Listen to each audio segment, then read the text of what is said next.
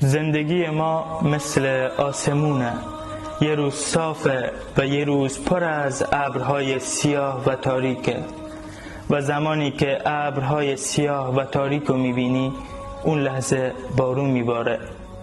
وقتی که غم و سختی های دنیا به سراغت اومدن و آرزوهات هی به تأخیر میافتادن و همه چی رو تاریک میدیدی، اون لحظه رو به قبله بشین و خالصانه الله رو صدا بزن.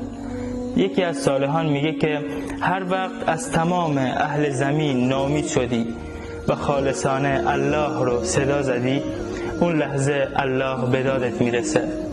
امام شافعی رحمه الله میگه که هر وقت مردم در سختی ها تنهات گذاشتن، اینو بدون که الله میخواد خودش کارتو به عهدش بگیره و همین کافیه که الله کارساز و یاورت باشه. سلام علیکم.